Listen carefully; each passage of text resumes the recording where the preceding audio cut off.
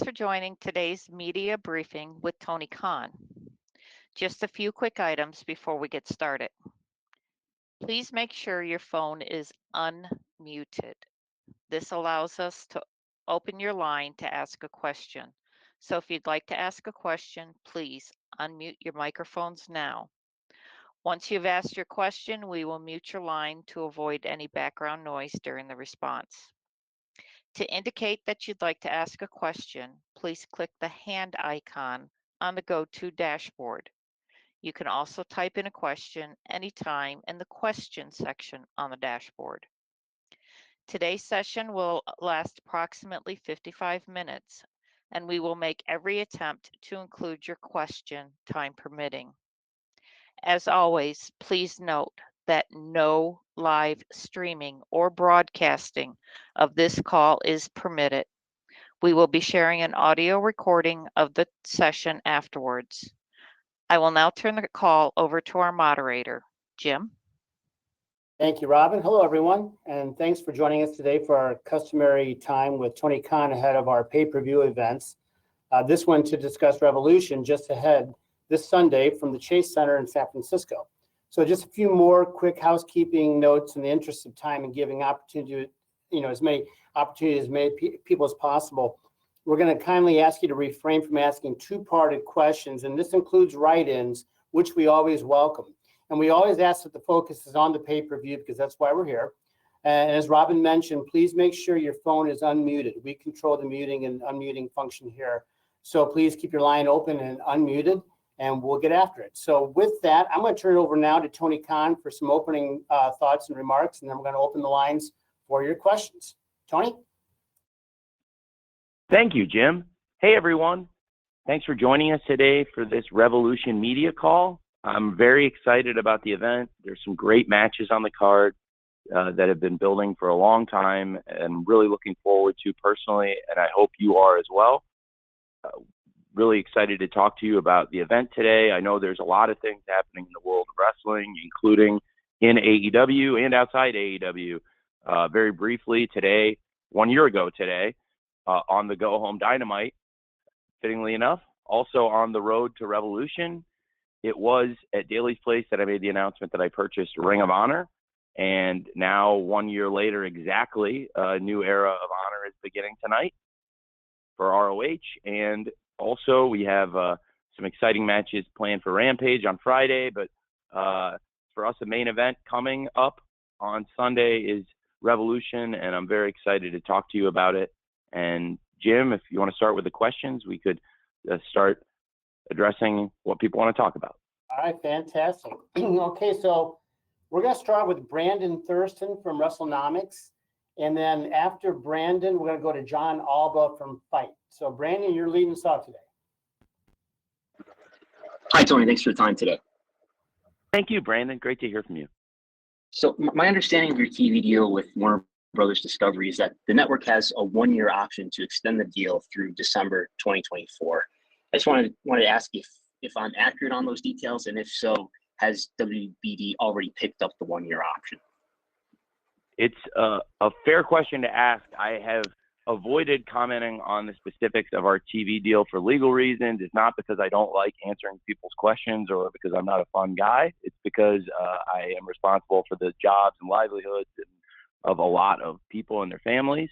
And in this case, I am not supposed to answer questions about the contract that we have or the media rights contract. We have a great partnership with Warner Brothers Discovery, and I just don't want to circumvent or violate those covenants, if that makes sense. I also feel terrible that I'm already commenting on the leadoff question. Brandon, do you have any follow-up or anything else you want to ask before I move on? Sure, I have a second one. Could you explain to us your strategy around house shows? Do you think house shows can be run profitably? And if not, what are the benefits that offset the costs? Thank you very much. I really appreciate the work you do, and I really appreciate you asking a question I can answer. Yes, I have a lot of thoughts on that. When we launched, we had a much smaller roster, and what we've done as the business model from the beginning is that we are a TV wrestling promotion, and the bulk of the revenue and the vast majority of the dates here will be filled by TV wrestling or streaming or pay-per-view specials. And with the rosters expanded, we have more availability, more dates on people. And also, I do believe there's the ability to run house shows profitably, but I do think it's very, very challenging to make money on a house show, as we're seeing. And that's why we're learning the economics of it. We're trying to build that division up slowly to where we can do regular house shows and do more of them. But right now, it's kind of a stick and move situation. We're in the process of developing more house shows to follow up on House Rules in Ohio on March 18th in Troy, Ohio. We're all excited about that, and we're benchmarking that. I think by giving ourselves some downside protection in terms of having some built-in revenue on these shows, it's our best opportunity to lock in profitability and guarantee those will be worthwhile events. And there's a lot of people that want to work on them. There's people I've never asked to work on them that are already asking what's going on with them. So those probably won't be the people I'll be chasing down as much to work them. But I have a big group of people that really do want to work on them. And I think it's the kind of thing I want to utilize, to the benefit of the roster, because the vast majority of the roster has made it clear that this is something they do want, house shows. And most people are chasing me down that they do want to work on the house show. So I'm very excited about that. And I think as we come out of Revolution, that'll be something very exciting for us that we have House Rules coming not long after this huge pay-per-view. Thanks very much, Brandon, for your questions. Thanks, Brandon. Okay, as promised, I'm going to go to John Alva from Fight. And John is going to be followed by a write-in from Mike Johnson of PW Insider. John, your line is open. Thank you, Jim. Tony, always great to chat with you, especially before the pay-per-view here. Last night, you guys had a really intense segment to end the show between MJF and Bryan Danielson. And I'm someone who regularly follows Brandon Thurston's breakdowns of AEW television, and show structure has always been something I've been very fascinated in. I would love to know what your philosophy is in putting these shows together, especially in the lead up to a pay-per-view. This was one of the very few times in the last month or so that Bryan Danielson or MJF were actually in the main event segment. So how do you go about setting that structure for your shows, especially leading into a big blow-off at the pay-per-view? It's a great question. And it has been a mixture of trying to feature all of the prominent stories, most or many of which are featured in this pay-per-view Revolution on Sunday. And in doing so, trying to slot things in the show in a way that would do a favorable TV rating, and taking what has happened in prior weeks, trying to learn from that and do a better job the following week. I know that last week was the best we've done in a very long time on ratings, and one of our real high benchmark results, I really believe. I think it was tremendous for us to have not only our best audience, our biggest audience, and our biggest number in the 18 to 49 demographic of all of 2023, but also it was our biggest audience since the 3-year anniversary show of Dynamite on October 5th, I believe, and also the highest number in the key 18 to 49 ratings demographic that we've had since AEW Grand Slam on September 21st. Those are two of the most important shows on the annual calendar. And last week was a great episode, but it was also, some people thought it wasn't the most stacked up card of main event matches. It wasn't a special super card edition necessarily. It was a strong card, I thought, and strong stories. And I thought it showed that a lot of what we've been doing has been working. And there was a lot of interest in a number of the stories, including MJF and Bryan Danielson. A lot of their stuff has been in prominent positions in the show, but as you mentioned, not always at the end of the show. And in this case, leading into the pay-per-view, I thought that was appropriate, but also I've tried to put them in positions where they would have the best chance to get the biggest audience while balancing out what would be in the main event segments. Last week was a great example, I think, of a pretty steady ratings pattern throughout the show. We have a great lead-in, and we did very well last week to hold that lead-in, but also it led to steady results through the show. So it's a mix of trying to feature all the stories in prominent positions. A lot of times for Brian and Max, it hasn't been the main event segment, it's been in that crossover around the 9 o'clock Eastern hour, or at the top of the show when we have a great lead-in flow, like we did for Max versus Takeshita opening the show. So it was a very exciting, intense promo segment, and I thought it was a great way to end the show. And I've, seen examples of our shows and other shows where there's been a great main event promo segment.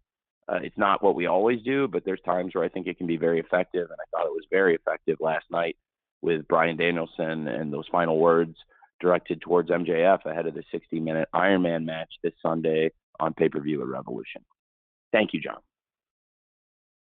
Thanks, John. I'm going to read you a writing question from Mike Johnson from PW Insider. I'm going to ask Chris Mueller from Bleacher Report to be ready after Tony replies to this question from Mike, inspired by Revolution. His question, Tony: we just hit the 3-year anniversary of Revolution 2020 in Chicago, which was the last AEW pay-per-view before the pandemic took hold. Looking back on that night, what are the lessons you think you and the company have learned that inform how you promote, book, and present major events now, like Revolution in a couple days from now?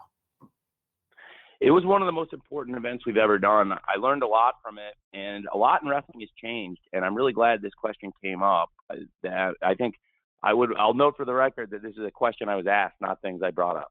That is one of my favorite events. I think it's probably my favorite pay-per-view event we've ever done. The way the card came together is very interesting, and I'd like to go back and note, I don't have it all in front of me, but I do remember these things very well when some of these things came together, and I think there's some fuzzy memories of some of these things because there were some things on the card that came together earlier, and my philosophy going into that, and I think it was very well received at the time, and now it's been exactly 3 years, and it's interesting because a lot's changed in the world, and I would just go back and remind people that the way some of these things came together.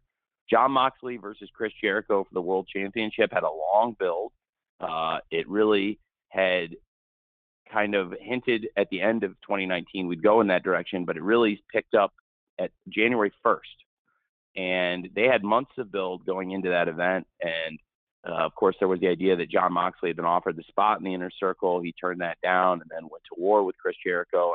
And at the time, the Inner Circle, that was a great story and a great main event program. A lot of the other matches came together as we got closer to the event. And I thought that made for a very exciting television leading to the event. But I think there's some perception that maybe all the matches were made weeks and weeks in advance, and it's simply not the case. And I thought it led to just as exciting an event as we've ever had. And Jericho and Moxley had months of build, as the world title match in this case has had months of build, as MJF versus the American Dragon, Bryan Danielson, for the World Championship is something that we had started to develop late last year and has been building up for months as a huge World Championship program. And I'm every bit as excited for that. And in addition, we have right now Jon Moxley versus Hangman Page, which is a story that really goes back even further to Hangman Page winning the Grand Slam Golden Ticket Battle Royale at Arthur Ashe Stadium in September and taking a shot at the World Championship in Cincinnati against Jon Moxley in his hometown in what became one of the most real-life scary situations we've ever had at AEW. We were all very concerned when Hangman got knocked out and had to go to the hospital that night. And I'll never forget going to talk to Hangman that night and just being so relieved and seeing him smiling and that he was okay, given how scared we were when we stretchered him out of there. And to think now, here we are, this thing's come full circle. It's one of the most exciting programs in wrestling. I thought that last week to John, I'm sorry to go back to your question, John Alba, I'm not answering that question now, but, last week with the main event segment, as I think about it, answering your previous question, we had MJF and Bryan Danielson this week in an exciting segment. I really liked how we closed the show last week also to address the Jon Moxley versus Hangman Page program, which is, again, something that's been building for months. I would equate those two programs at the time as the key programs that had months of development that the shows had largely been built around. It was a similar situation there where, you had at the time you had Jon Moxley versus Chris Jericho and Cody Rhodes versus MJF. were programs that had months of build behind them, and I think were really red hot going into the pay-per-view. And I felt that way, these past few weeks about MJF versus Bryan Danielson in the 60-minute Ironman match for the World Championship, and about Jon Moxley versus Hangman Page for the World Championship. Other great matches on the show did not come together until the last 2 weeks. And it was actually the week before the pay-per-view in Atlanta where the Young Bucks won the Tag Team Battle Royale to confirm Young Bucks versus Kenny and Hangman. And we only had 1 week of real TV getting into it, but it was obviously a story that people knew was coming for a long time. With the tag teams going into the tag team four-way now, this year, it's a little bit different because, yes, again, it's coming together close to the event, but similar to Young Bucks versus Hangman and Kenny. It's a very, very different kind of wrestling match. I'm not trying to compare it at all. It was two babyface teams that had a lot of history with each other. This is completely different because you have arguably 4 of the most popular wrestlers in AEW with the Acclaimed and Orange Cassidy and Danhausen, and the Guns and Jarrett and Lethal. And it'll be a completely different match. I'm not saying it'll be the same thing or it's apples and oranges, completely different situation. But the 2 World Tag Team Championship programs, they were both kind of things that were developing on TV and had stakes that were still in play up until the final weeks. You had Darby Allin made his return in Atlanta the week before the pay-per-view. So that is another match that got announced the week before the pay-per-view, about 10 days out. And people had been really waiting, and that was the right time to bring Darby back for the biggest pop following the Jon Moxley-Jeff Cobb match. I would also like to note that I'm doing all this off the top of my head right now. And the Jon Moxley versus Jeff Cobb match, after that, there was the attack from Chris Jericho. We turned the lights out. Darby came back for his match against Sammy, which, again, got announced pretty close to the pay-per-view. Then there's one of the most memorable matches on the show, and I think one of the most memorable and commercially successful matches in AEW history, a clip that is still monetized to this day, Orange Cassidy versus Pac in the debut of Orange Cassidy. We actually announced that match a couple days before the pay-per-view when Orange Cassidy came out and taunted Pac after ironically, the Iron Man match against Kenny Omega. And, so there were some of the things coming together on the weeks leading into the television that were the perfect timing. There were some of the things that had been building for months that people were excited about. And I think that's a winning formula. And I've tried as best I can. I always say I don't have a time machine, so I can't go back and change the things that I would change, or I would change things every single day of my life. But I do think there's matches on top that people are really, really excited about on this show. And I'm very excited for it myself. But we've seen some of the matches that have come together a little bit closer to the pay-per-view, and some of the things that have been building for months. And I thought that was a formula that worked very well then. And I remember at the time people were saying like, oh, they're just announcing this right before the pay-per-view. But then the pay-per-view happened and people absolutely loved it. And now people look back and say it's one of their favorite builds. And I do think there's been a lot of shows in the last several weeks, really since the start of 2023, there's been a number of shows, more super positive reviews than anything else, where most of the shows we've done this year have been amongst the favorite shows of several people. There's been a couple shows where people had questions or there was a thing or two they didn't like, but for the most part in 2023, most of our events have been really well received on television. So I think it's been very positive. I think overall that 2020 Revolution build was one of the most informative and important times in the history of the company. And I take from it, I try to learn from it all the time. And for me, I think that was probably my favorite pay-per-view at the time we've ever done. And of course, it was challenging to go into the pandemic after that, but now it's great to be back on the road every single week. And certainly that event in Chicago 3 years ago today, or 3 years ago yesterday, I guess, would mark one of the most important nights in AEW history. Thanks, Mike. Thank you, Mike. Chris Mueller from Bleacher Report, you are next. I'd like to ask Amy Nemedy from WrestleJoy to be ready after Chris. Chris, go. Hi, Tony. So with ROH relaunching tonight, one thing I noticed is that the Revolution card does not include any Ring of Honor title matches as of right now. So moving forward, are you planning on drawing a clearer line between Ring of Honor and AEW, or can we still expect to see a fair amount of crossover on both shows? It's a good question, but I don't think there's been any crossover since Final Battle. And to be fair, I think there's people here that were not on my Final Battle media call, but I made it pretty clear going into Final Battle that some of the wrestlers who are featured in each company would cross over, but really that as far as Ring of Honor championships and Ring of Honor stories being featured on AEW, the goal was for that to go through Final Battle, and then I wouldn't really be doing much of that, and then those things would be moving to the Ring of Honor platforms. There was a transitional period where there have been a number of Ring of Honor championship defenses on AEW Dark and Elevation in recent months. There have been virtually none on AEW television since Claudio versus Jericho, and that program ended because I think the Ocho, there were a lot of great matches in the Ocho with Chris Jericho, and that was an important thing for us to feature in AEW at the time, I felt. And there was, whether it was Jericho versus Ishii, Jericho versus Bandito, and Jericho versus Danielson, there were a number of times where those were important matches to AEW's TV. But then coming out of Final Battle, I had said that we would not be crossing the streams as much anymore. And as of tonight, with the launch of the Ring of Honor TV, I think now there's a platform for the ROH championships and stories. And it should be a very exciting night tonight. We've gotten really positive reviews from the live fans who attended the tapings. And I think if there's anybody that hasn't heard this, I would strongly encourage them to check out the Ring of Honor debut as a new era of honor begins tonight.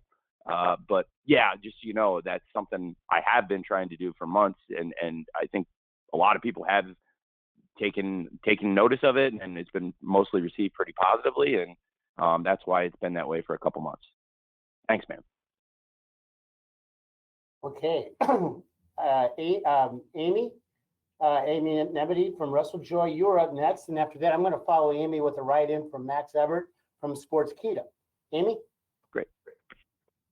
Hi, Tony Khan. It's great to talk to you. Hey. So I wanted to talk about the Women's Triple Threat Championship match at Revolution. We have Jamie Hayter, who's an incredible fighting champion, banger matches, crowd loves her. Saraya, she's a pioneer of women's wrestling, the whole evolution that came from that. And Ruby Soho, who's beloved across her entire career, one of the best entrances in wrestling, her iconic street fight moment. Everybody's coming into this match on a huge high, especially in AEW. I wanted to ask what your thoughts were on each of the competitors, as well as how they represent the locker room in this AEW Originals / the Outsiders, so to speak, divide. Thank you. Thank you. It's a great question. And I'm looking forward to the three-way match for the Women's World Championship this Sunday on pay-per-view at AEW Revolution. I think, as you said, each of them represents a very different history in pro wrestling and in particular in AEW, and each of them has a very different perception among the locker room. I'm probably not the best person to speak of how people are perceived in the locker room, but I can speak to what I know to be a fact and what I think. Jamie Hayter's been with us since the first year of AEW, and since 2019, she's developed into such an amazing pro wrestler. She's grown, and she's become very popular with the crowds, and she has become one of the world's top wrestlers. And it's been amazing to watch that transformation take place on AEW television. Some of that transformation took place away from AEW television, frankly. She came back after the pandemic as a completely different performer and a completely different, with a very different look, and being able to do some different things in the ring and in the presentation of Jamie Hayter. So I believe Jamie Hayter is a very important wrestler in AEW and a great champion who is capable of having great matches and has a great connection with our audience. Ruby Soho has been here for a long time. She hasn't been here the whole time, but I think she's been here for, roughly half of the length of AEW, which is why it's fitting that I think she's in the middle of this thing, because she's worked with Saraya and Saraya's friends in the past. So she does have a closer relationship to them than a lot of our locker room would, and knows them well, and also has a close relationship to our locker room and knows them a lot better than somebody who just walked in off the street like Saraya. And Ruby Soho is also a great wrestler. As you mentioned in the lead-up question, I think it was a great point. Ruby Soho has a great reputation as a brawler also, and had a great moment this year in that great street fight, teaming with Willow Nightingale to defeat Ty Mello and Anna Jay, who are also noted street fight enthusiasts. And I thought that was a great match. And Ruby Soho is having a great year and has picked up some really big wins in AEW this year and is certainly a very worthy top contender. You have Saraya on the other end of this spectrum, who has come into AEW as a big name free agent and has gotten a great platform. I personally like Saraya a lot. I think a lot of the lifeblood day one AEW fans did not take kindly to the way Saraya tried to endear herself to the crowd. And to be fair, that's one of the things that happens in AEW when people have the chance to use their own words, because I think we had good talks about bullet points and about building up Saraya versus Britt Baker. But I believe some of the things in the lead up to that match that Saraya said really endeared the fans to Britt more than her. And because these are fans that have been with AEW from day one and probably didn't agree with her perception and her perspective on the company when she arrived. But I also think that helped me find a way to utilize everybody in what can be an exciting program for them, and what I hope will be a great match for all three women on this huge pay-per-view card. And it's one of the biggest events in our history, and there's so much great wrestling on this show, and I think this match fits like a glove. I'm very excited for it. It's been building up for a long time also, and I really look forward to this three-way match. I have a lot of respect for all three women. I think they all have different wrestling styles, and they all have different histories in the wrestling business, and especially here with their times and experiences in AEW. And I think all of that will make for a very interesting match and hopefully a great match this Sunday at Revolution. Thanks for the great question. Thanks, Amy. Okay, as promised, I've got a write-in question here from Max Everett from Sportskeeda. John Orchiola from Screen Rant, you will be after Tony addresses the following question from Max, and that is, how did booking a 60-minute Ironman match on this weekend's Revolution card impact booking the rest of the card and perhaps even last night's Dynamite? What a great question. It is the longest bell-to-bell match we've ever planned to feature on pay-per-view. We've never allocated this much time to any one match. I think there's been a couple times I've allocated a good amount of time to a match, but never what you have to do for a 60-minute Ironman match. So in terms of formatting the pay-per-view, it is a bit different. It's less matches than we've done on some of our pay-per-views, but I think it will be a great event, and there will be a lot of time for the main event, to say the least, but there will also be a lot of great matches on tap for this card that I think people are really looking forward to. I didn't do as many matches on the pay-per-view card as I normally might have, but I also think we have as much exciting stories or TV as ever. And to your great question about how that affected last night's show, we saw that the Face of the Revolution ladder match, which has been featured the past few years at the Revolution pay-per-view card, I thought the best chance to get that involved and utilize that IP and utilize that match that fans enjoy, and give a great wrestler like Powerhouse Hobbs in this case an opportunity to get a big win in their hometown, no less, and now have an opportunity to challenge for the TNT Championship on AEW Dynamite. I thought the best way to feature that match and give it time and an opportunity, and I thought it was a great match last night, and one of the several great things on last night's show on TBS, that it was made sense to do that on Dynamite, because with the duration of the 60-minute Ironman match, we wouldn't be able to do as much bell-to-bell wrestling in the other matches as we might normally do on a pay-per-view card. Thank you, Tony. Okay, John Orchiola from Screen Rant, you are next, and John will be followed by another John Pollock from Post Wrestling. John?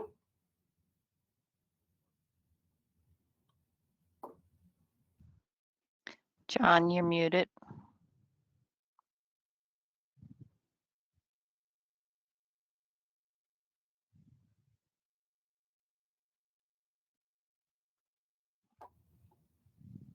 John, you need to unmute your line.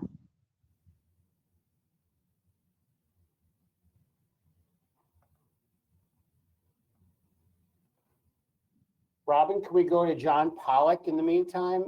John, if you're ready, John Pollock, and we can try John Orchiola after that.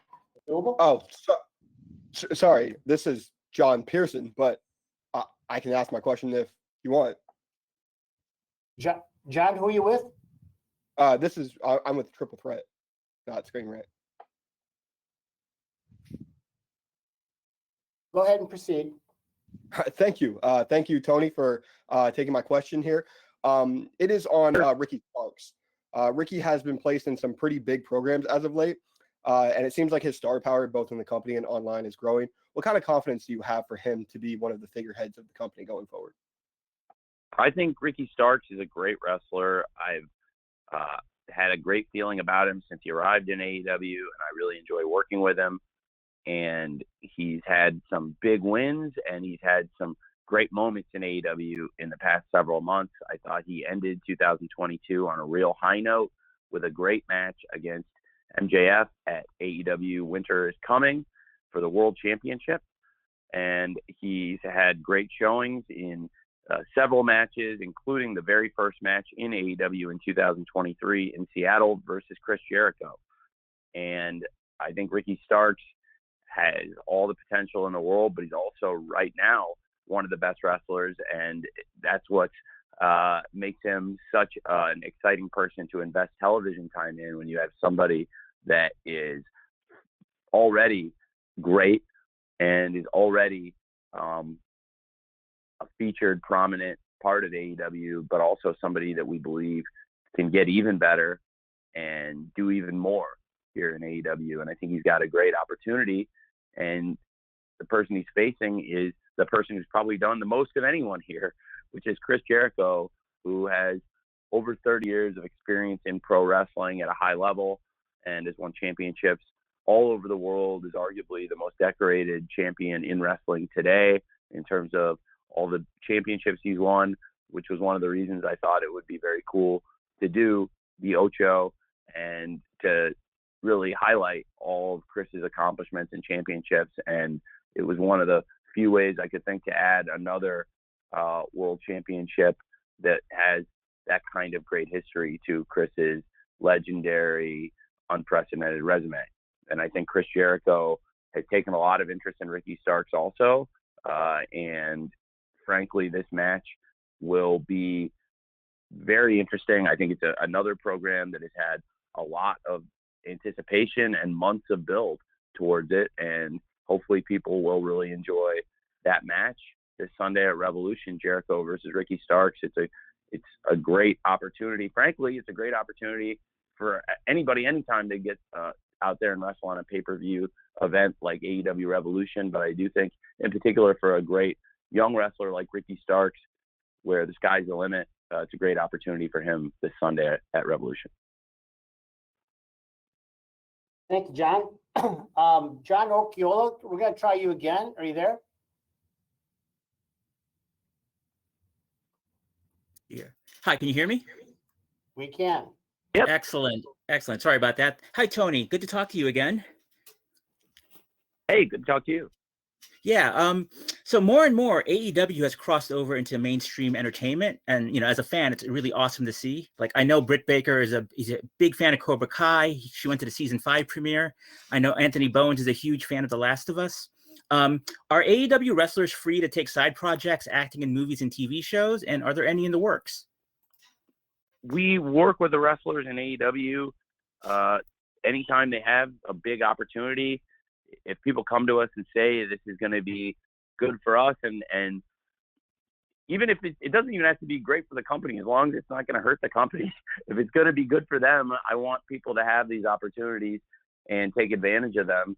And I want a happy roster, and as long as it's not going to hurt AEW, I want to try and facilitate that. So when people have opportunities in film, television, or other media, if it's not going to affect the storylines of the TV in a major detrimental way, then of course we always want to try and accommodate these things when possible. And we've had people come into AEW, and that was one of the reasons they really wanted to come here. Is there are other opportunities in wrestling they weren't given that kind of freedom for outside projects when they're not working on TV for us. So I think that's a great question, and I think that's one of the things where we've set ourselves apart as being a very accommodating place to come and wrestle. Thank you. Tony, I've got a write-in here from Joey Hayden from the Dallas Morning News. I'm going to read to you. And then after I do that, Trevor Robb from the Edmonton Journal will follow. Joey Hayden from the Dallas Morning News asks, was there any thought to work Adam Cole back into the mix ahead of the Revolution pay-per-view, or did his recovery more accurately align to be his comeback match to the debut of All Access? Jim, can you ask that one more time? Sorry, my phone cut out mid-question for a second. Can you please, I want to make sure I didn't miss any thoughts. Thanks. So Joey wants to know, was there any thought to working in Adam Cole into the mix ahead of the Revolution pay-per-view, or did his recovery was it a better fit for his comeback match to the debut of the All Access program? There are a number of factors that played into that decision, but I think it's going to be very exciting here this month to have Adam Cole, one of our biggest stars, back in the ring. We're going to feature that story very prominently in AEW All Access, which is coming up this month, following AEW Dynamite on TBS.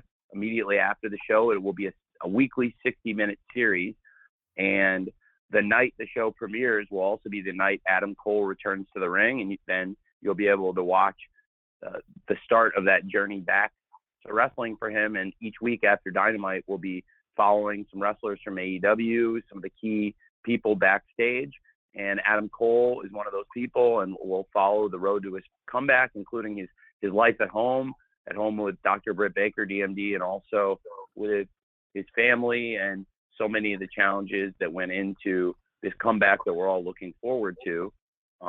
Certainly also would be something great for the pay-per-view, I think, which is what we're all completely focused on. But I think in terms of giving him the most amount of time to recover, the most amount of attention to the match, and also as a cross-promotional opportunity with a new series that we're very excited about with AEW All Access for a number of reasons.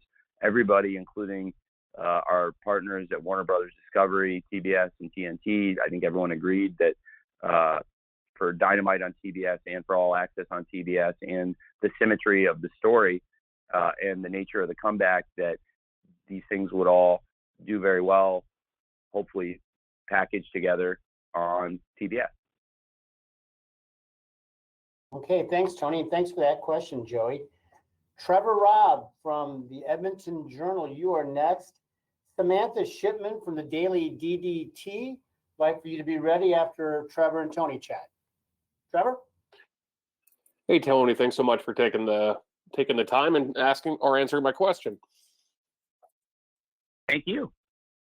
I just wanted to talk about the style and the presentation of AEW, because it has gone had a bit of a makeover here of late. You had a new entrance starting at the year. You have new videotrons and graphics. We saw now with Ring of Honor restarting that there's a new presentation that's now filtering over to dark as well. I'm not sure if we're going to see a custom set for Revolution here on Sunday, but I'm just wondering, I guess, how you balance that desire to want to revitalize and maybe freshen up the look of AEW while also maintaining that core AEW vibe.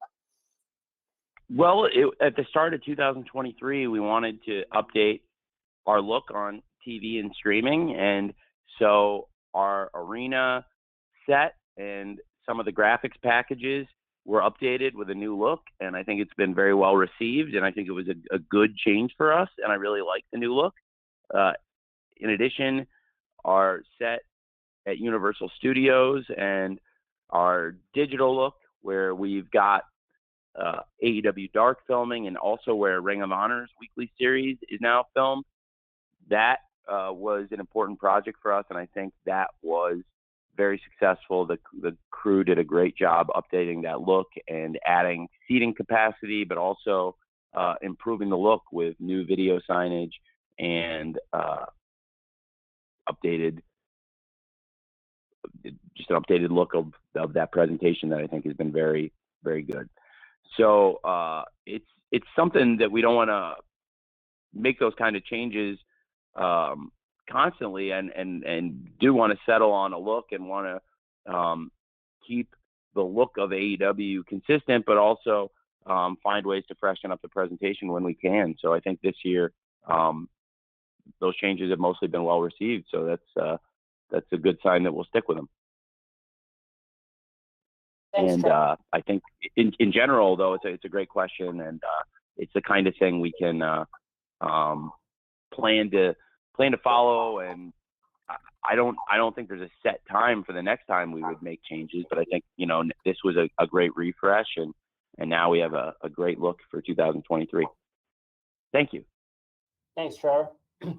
Samantha Shipman from the Daily DDT is next, and Samantha will be followed by Stu Myrick from 104.9 in Austin, Texas. Samantha? Hi, Tony. Hi. To All Access. When that was announced, it reminded me of last summer. There was a trademark for All Elite Women, but then we never really heard anything else about that. Was that supposed to have been a TV show, or can you tell us a little bit about maybe what the plan for that was going to be and what happened to that? Is that something you still are going to pursue? Yeah, I would love to have that show be a show that gets picked up. I think it is an idea I had for a show, and it's something I would love to do, is All Elite Women. And that's why I filed the trademark, because I think it's a good idea. And we have a great women's roster, and I love to utilize them as much as possible.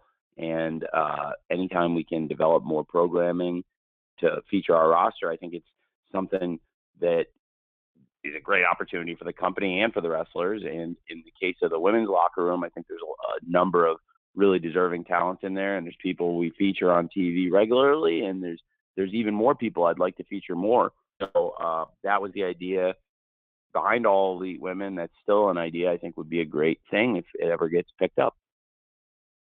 Thanks for asking. Thanks, Samantha.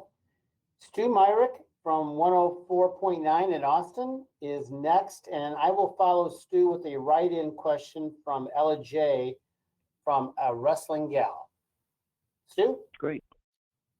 Tony, thanks for the time. It was great to see you during Super Bowl week in Phoenix.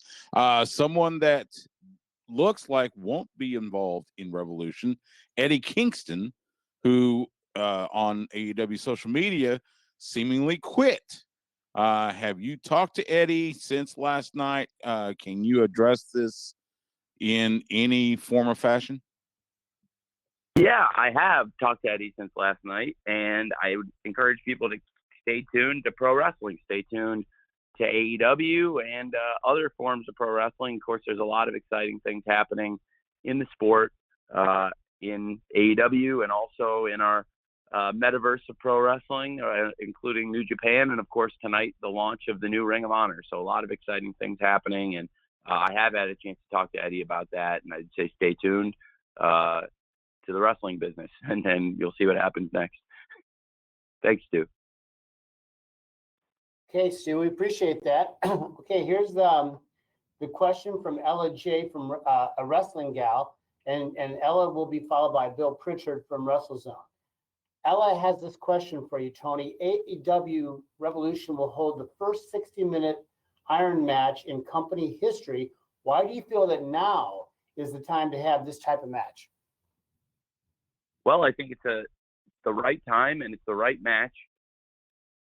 MJF versus the American Dragon Bryan Danielson in a 60-minute Iron Man match for the AEW World Championship this Sunday at Revolution, because it is the ultimate test of a pro wrestler's stamina, their strength, conditioning, and their creativity. And I think these are two wrestlers that have all of the physical and all of the mental tools to put together an incredible 60-minute Ironman match. And I think it's something that for the fans of pro wrestling, this is a great pay-per-view main event in my mind, because you know you're going to get this value.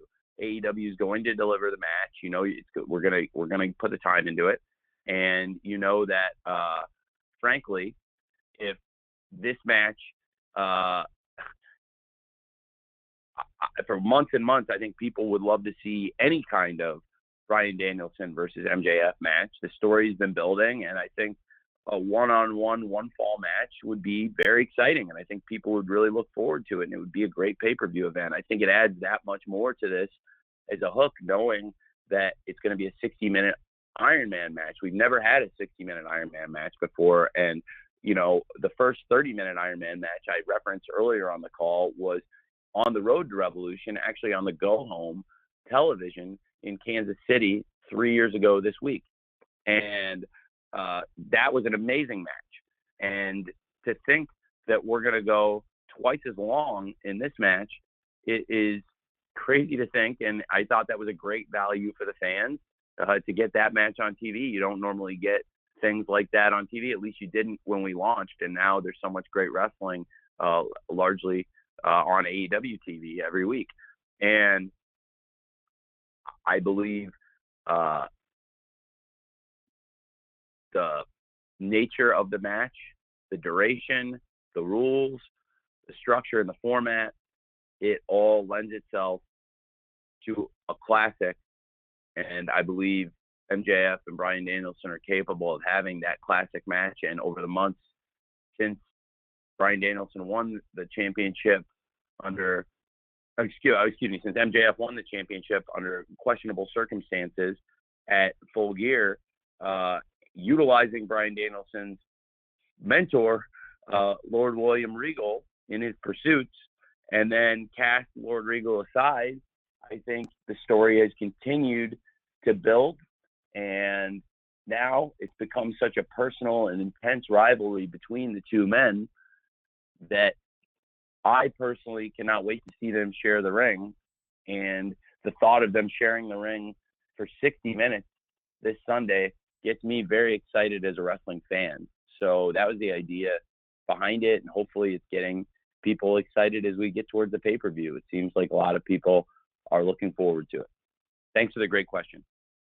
Yeah, indeed. Thanks, Ella. Well, we got about 10 minutes to go, so let's do a little lightning round here. We're going to try to get 3 or 4 more in.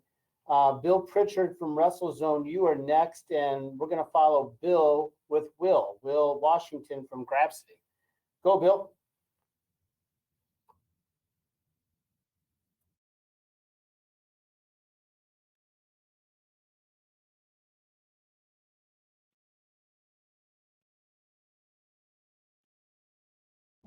Bill, we can't hear you if you're asking a question.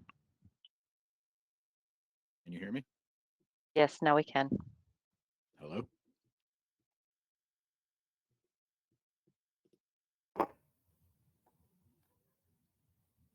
Bill, can you hear us?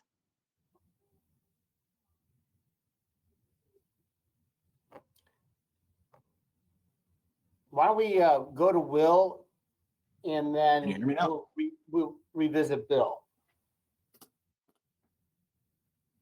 Will Washington, are you ready? Yes, I am. Tony, can you hear me? Hey, Will, I can. Hey, thanks for taking my question. So talking about the card, there's currently 8 matches booked in official capacity on the card, which is at the moment one of the smaller cards that you've ever put on pay-per-view. Obviously, the 60-minute Ironman match plays a big factor in that. Do you foresee with Rampage coming up any other matches being added? We noticed that, of course, the TBS title isn't being defended this time around. You had a program being built between Swerve Strickland and Keith Lee that doesn't have a match on here yet. Do you anticipate adding any more matches to the card as we get closer, or do you think it's pretty set with the 8? I think it's fairly set. I think there's some circumstances around Jungle Boy and Christian and clarifying what is to come between the two men in this fight that they want to have. But Christian had been out injured until a couple weeks ago and made his return to TV. And there were so many hot things happening leading into Revolution, and that added some fuel to the fire, we thought. It was a great promo last night by Christian, I thought, and got people excited for that. So that's a situation in flux, as I mentioned.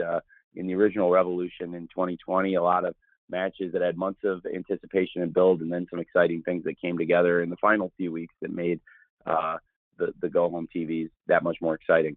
And I think with the 60-minute Iron Man match on the card, it would be challenging to get more matches on the main pay-per-view card.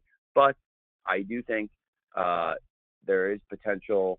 We still haven't announced anything for the pre-show. There's still potential there, but I do think in general the 8 matches on the pay-per-view card, given the 60-minute Iron Man match, makes sense in the formatting. So that's probably what we'll end up with, is my instinct. Thanks for asking, Will. It's a great question, and I know that I think people should still tune into Rampage, because there will be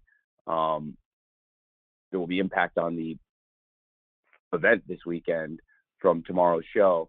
But as far as beefing it up and adding a completely new match to the card or adding anything in, I think that would be a challenge to the timing, and I want to make sure all the matches have a good amount of time to have great matches. And it seems to be overall by the fans pretty well received, because I think everybody wants to make sure that all those matches have good time, and that we still have plenty of time allocated for the 60-minute Iron Man match for the World Championship. Thanks for asking, Will. Thanks, Will. We're going to try Bill Pritchard again. So Bill, be ready here. And then I'm going to follow Bill with a write-in from Corey Smith of City Wrestling Radio. Bill, you there? Can you guys hear me now? Yeah, we can. Oh, okay, perfect. Good afternoon, Tony. How are you? I'm well. How are you? I'm good now that I got on and worked out my tech issues. Good. What's your question?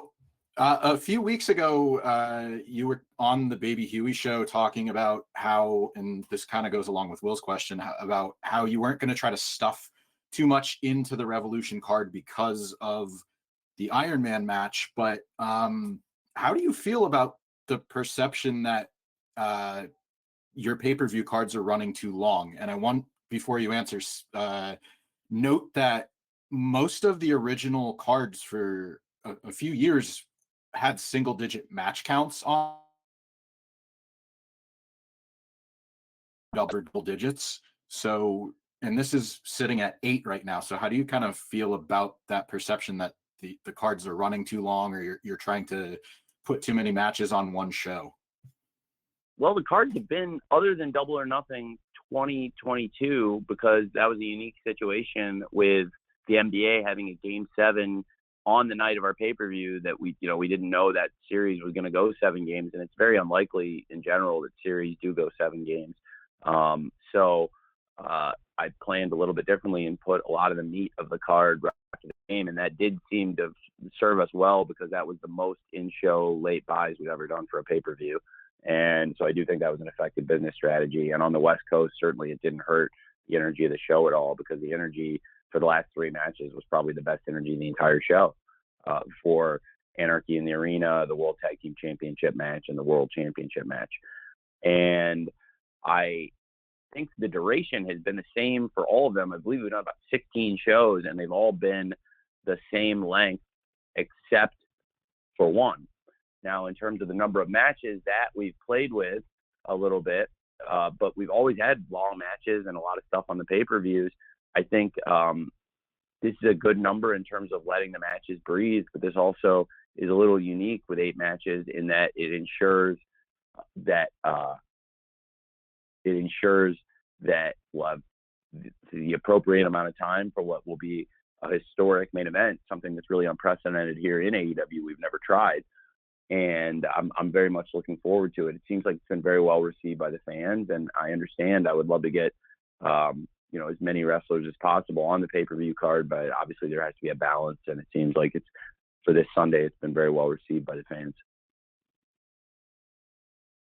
Okay, Tony, thank you. And this is going to take us right up to the hour. So we're gonna finish, I believe, here with Corey Smith from City Wrestling Radio. And it's an appropriate question, Tony, for the occasion. What was some of the deciding factors to bring AEW Revolution to San Francisco and the Chase Center? What a great question. The Chase Center is one of the best events Revolution is one of our biggest events, and the Chase Center is one of the best arenas in the country, and the Bay Area is one of the top markets. It made a lot of sense when there was availability at the Chase Center on the weekend, and to be able to bring AEW Dynamite last night and AEW Rampage tomorrow night to the historic Cow Palace. We were just very excited about this opportunity. It's a really important market for us. It's been a great TV market for AEW, and there's so many fans in the Bay Area, and that's why we wanted to bring this big event, this big week here to San Francisco and the surrounding areas. And the Chase Center, it's a newer arena. It was best in class basketball arena, and it's a great venue for us for a pay-per-view. So we've been looking forward to coming and making our debut in the Bay Area for a long time, and this felt like the right timing and the right event to bring. All right, Tony. Tony, with about 20 or 30 seconds, do you have any closing thoughts for everybody here? Well, thanks for asking, Jim. I am very excited for this pay-per-view event. I really appreciate all of you joining us today and giving me the chance to answer your questions. I'm sorry to anybody who didn't get to ask anything. If you're going to be at the pay-per-view event, or if you can send a write-in, I'll try to answer as many questions as I can, or all of your questions if possible, after the Revolution card in the scrum. I really cannot say enough how much I appreciate you and all of what you do. On an individual basis, I enjoy interacting with you. Try to do media between pay-per-view events, and then obviously it's a crazy run-up, and we're all huddled up together like this talking about the event. But I look forward to working with each of you, hopefully in the future, and I just can't thank you enough for covering this. Hopefully see a lot of you in person on Sunday at Revolution. I'm just so excited for the event, and thank you for giving me this opportunity to talk to you about AEW Revolution today. Jim, thanks for moderating it, and I think that's probably about all I had to add, unless, Jim, you wanted to add anything else. No, really, that's it, Tony. I appreciate your time. We all do. And to everybody that joined us, thanks again. We're at the end of our time, but we will be distributing an audio recording to all attendees shortly, as we always do. So be looking for that. And then we're going to be looking for you, either tomorrow at the Cow Palace for Rampage or Sunday at the Chase Center for Revolution. So if you're unable to join us in person this weekend, we trust you'll tune in. And really, to everybody, our sincere thanks for your interest in AEW and really all you do for to promote and celebrate professional wrestling. We appreciate. Jim, I thought of one thing. Can I add one note I just forgot to mention? You may. We paid for extra time on this. We're good. Go. Let's go. Well, there you go. So we're in overtime now, and I just wanted to mention to you that I thought that we had some excellent promos on last night's show, and I briefly mentioned when it came up about the main event segment. We had Bryan Danielson out there, and he said some very powerful things to MJF, and they've said a lot of powerful things in their promos leading up to that great match. I thought there were some great promos on last night's show, and I felt like I'd be remiss if I didn't mention Hangman Page. I thought did a great promo, and in particular, I thought Jon Moxley did one of my personal favorite wrestling promos I've seen. I thought it was certainly one of the best promos I've seen this year and in recent years. And he shot it after the match for the Countdown show. And I didn't mention this on the call, but the Countdown to Revolution will be tomorrow night, immediately after AEW Rampage on TNT at 11 p.m.